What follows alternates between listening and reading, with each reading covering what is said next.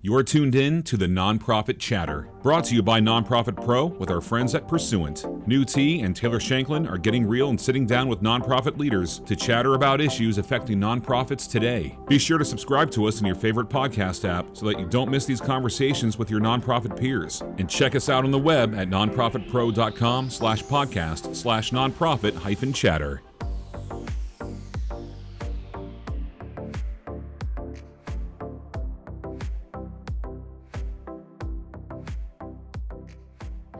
Everyone, welcome back to the Nonprofit Chatter podcast, hosted by me, Nhu, Editor-in-Chief of Nonprofit Pro, and me, Taylor Shanklin, VP of Marketing at Pursuant. The Nonprofit Chatter will give you an insider's look on the most pressing challenges facing nonprofit leaders and fundraisers today, and we also discuss how nonprofits can overcome these challenges.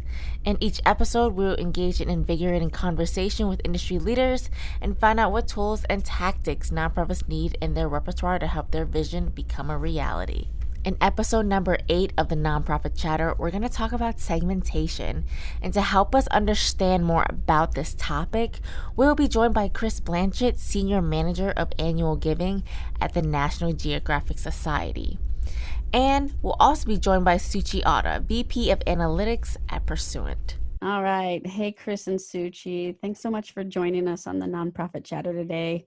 Nhu and I are really looking forward to talking to you both about segmentation. You both have a ton of experience in this area. How you both doing today? This is Kris, doing just fine. This is Suchi. Hi, Taylor. I'm doing good. Awesome. Sounds like some of y'all are thawing out up there in the north, or maybe trying to. So I hope the weather lightens up on you soon. Let's just get started right into it. So we know it's really important to tailor our communications to donors, right? Based on their giving patterns, their interests. You both have a ton of experience and expertise in this area, having run, direct mail programs and segmentation programs. So good segmentation allows for doing this, for targeting the right people at the right time.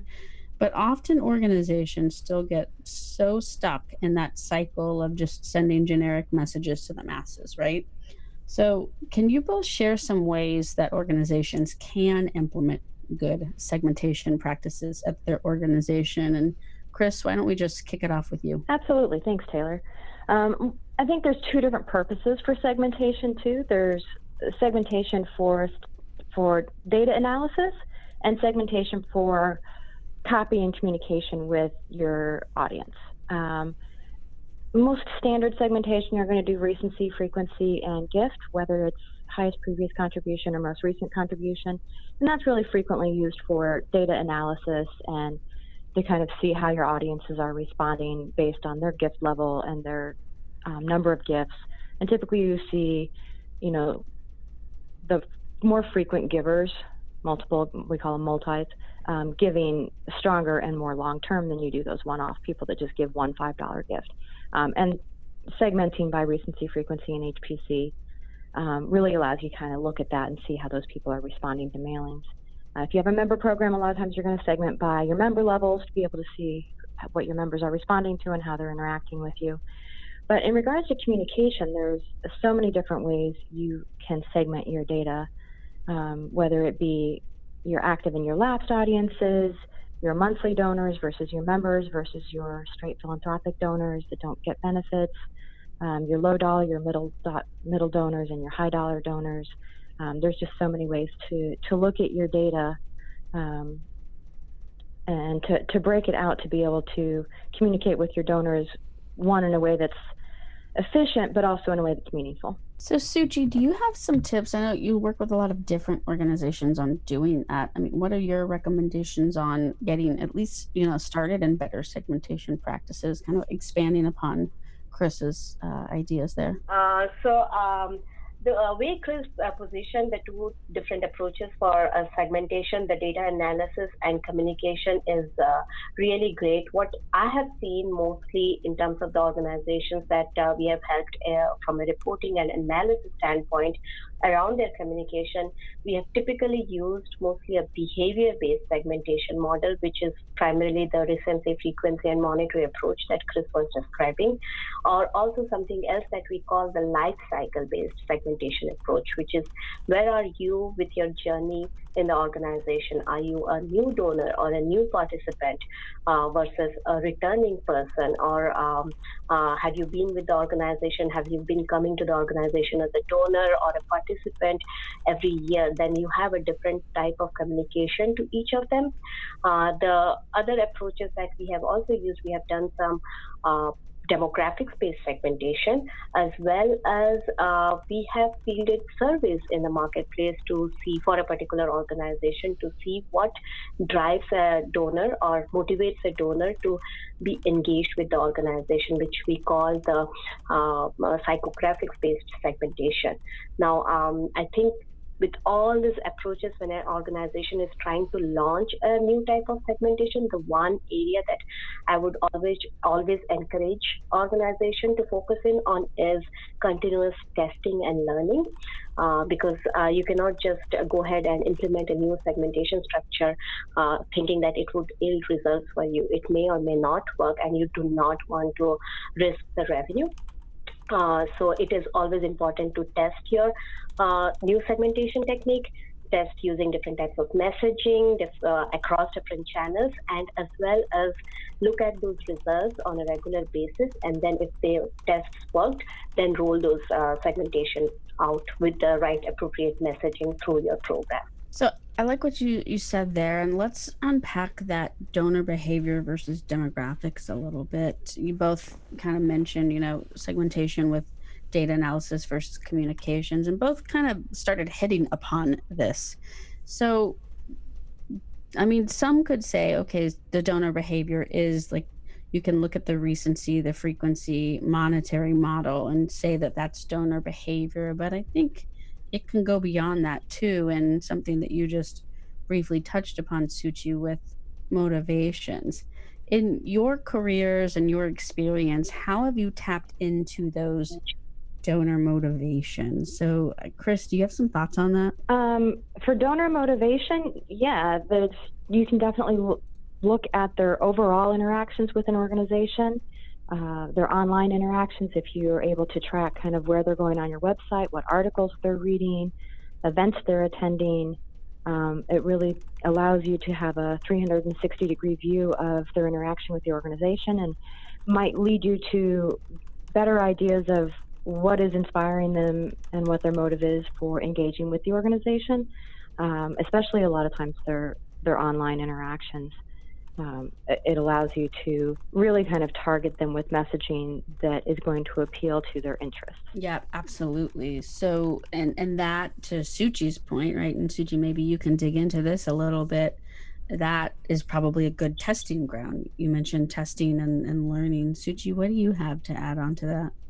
Yeah, sure. I think that's a very good testing ground for sure. And in terms of let's say an organization has RFM, recency frequency monetary based segmentation around their direct response program. And now you have collected data that helps you understand more about that donor itself in terms of what motivates them to stay engaged with the organization, what kind of interests they have, do they like listening to certain type of music and those kind of behavior. Like you can, once you have collected that information, you actually start to roll it out slowly into your program in terms of making sure that you are not affecting your revenue, obviously, which is very important, but you layer those macro level segments, is what we call them, on top of your recency frequency monetary based segments, and then try to see how do they perform, how do they interact. You talk to them in a different way that really resonates with them. So that's sort of one of the experiences that I have had. And the other experience that I've had is where we did a completely recency frequency monetary based segmentation, but only focusing on their website interaction. So when how many times have that has a particular donor come to your website, and this particular system had a login, so you could actually track that person down to the individual level, and how were they interacting with your website, how many times they came, what kind of materials they consumed, and then what was their average giving pattern.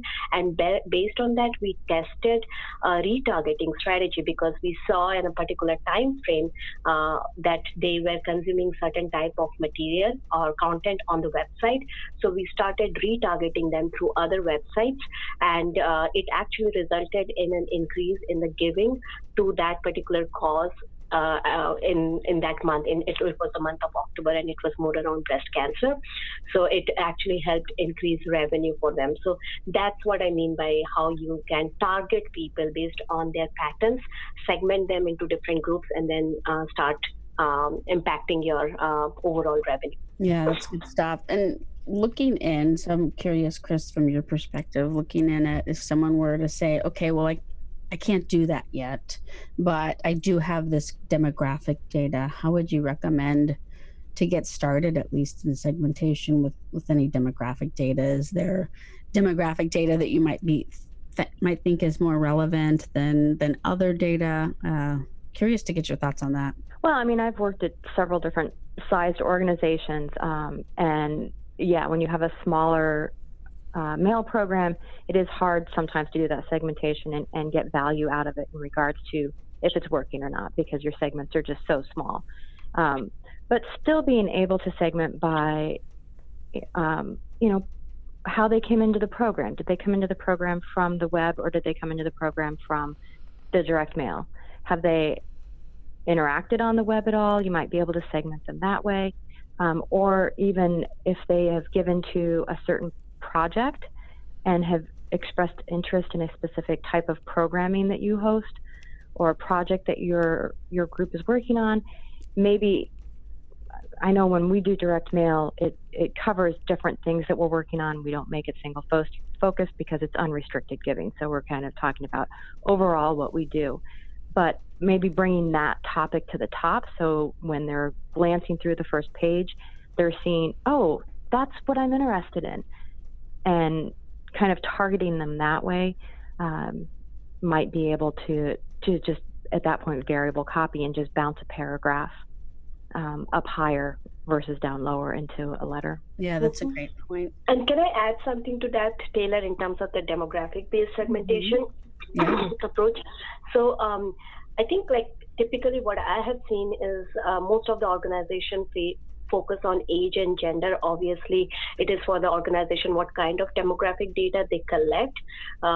One of the things that we do is we do append third-party data, which includes different types of demographic data like age, gender, ethnicity, education level, household income, all different types of information about the individual.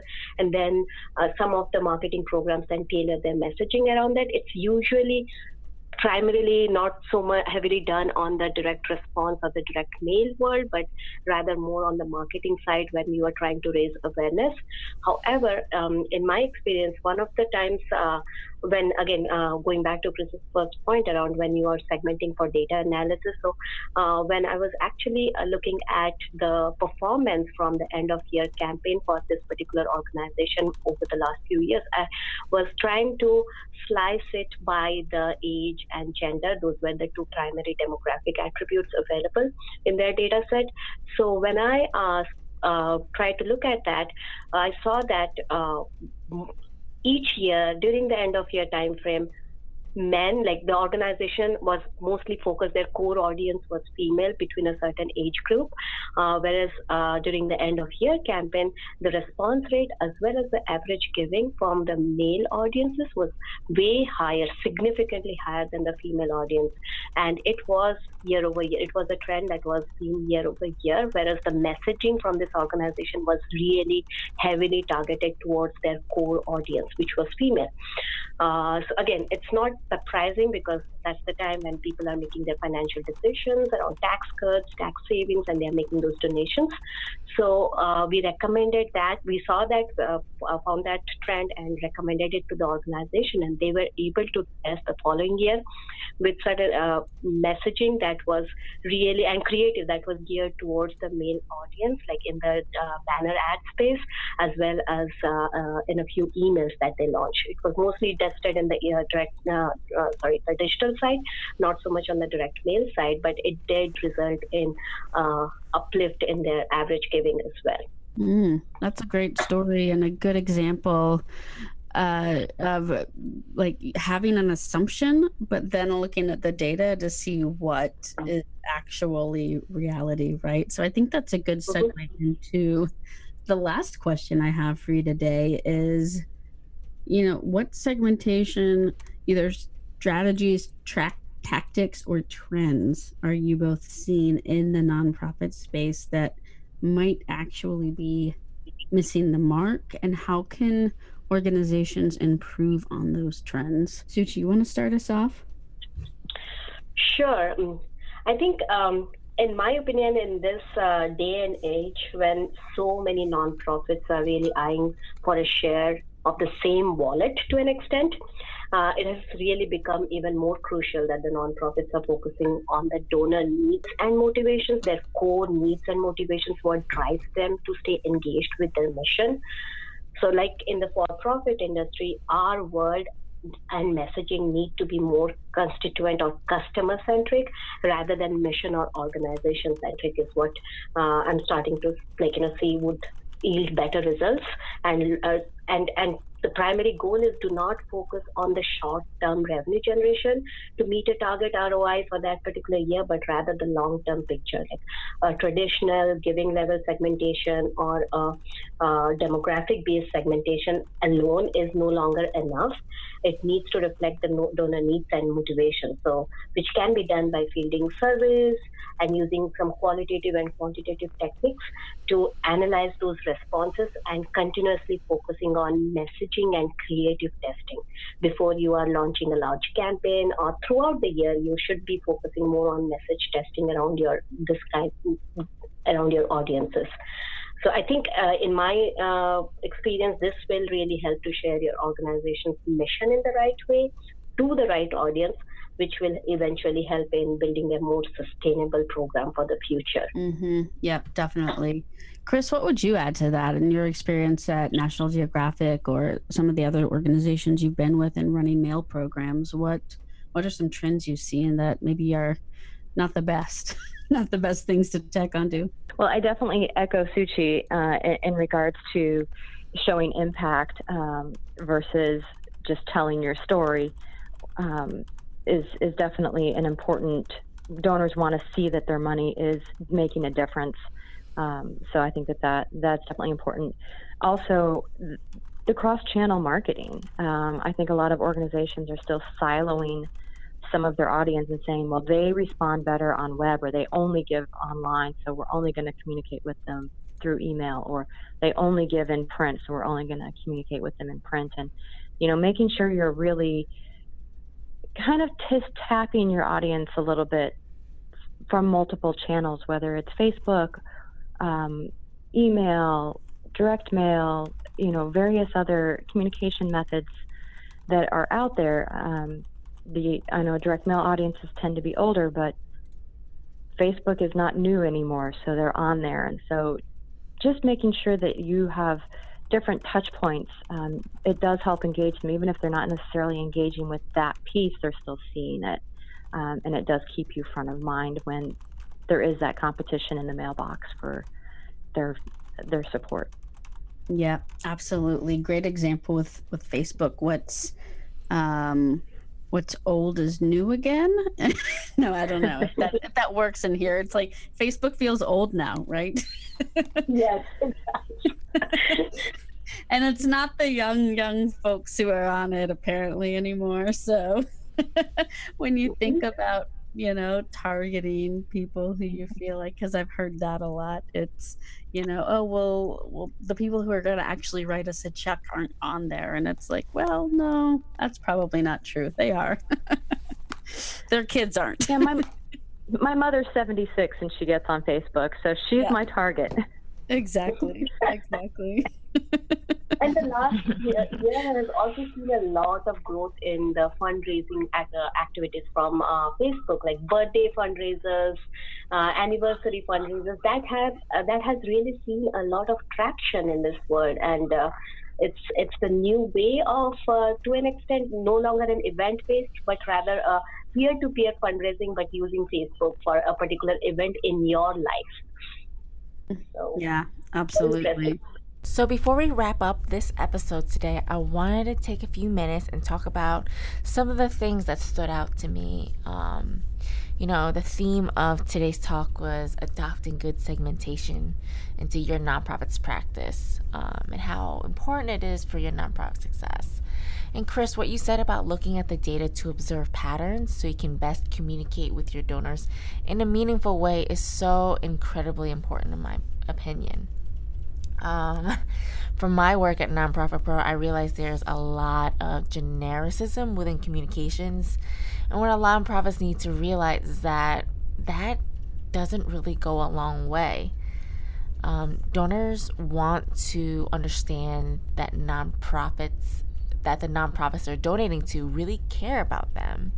And with the mountain of data that nonprofits are sitting on, using that data in an effective manner to better communicate with donors in ways that they want to be communicated by is, I think, one of the more important things. And earlier, Suchi, you talked about the demographic-based segmentation, but you also talked about life cycle-based segmentation, which I think is such a brilliant way to understand your donors and what they're actually looking for in your organization. And even more, it tells you what motivates them to keep donating and actively participate within your organization. And you can tell that by just looking at the journey and where they are. You said to continuously test in order to learn. And I love how you said that, because it helps a nonprofit grow and learn what works and what doesn't. And the last thing I wanted to point out from today is that, Kris, you talked about tracking activity to give a 360 degree of the donor interaction with the organization, and how that helps the organization target messaging that appeals to donors' interests. I really love that. So with that said, that about wraps it up for today's episode. I want to thank you, Kris and Suchi, for joining us on this podcast, and I want to thank our listeners for listening on today's podcast. Yeah, Kris and Suchi, it's just been an absolute pleasure. Thanks for sharing your thoughts and insights, ideas on segmentation. We know the industry appreciates it, so thanks for joining us. Thank you for having us, and nice to meet you, Kris. Thank you, and nice to meet you, Suchi, and Taylor and Nhu. Thank you for having us. Yeah, it's fun. And on behalf of Nonprofit Pro and Pursuant, we will see you on the next episode of the Nonprofit Chatter. Have a great day.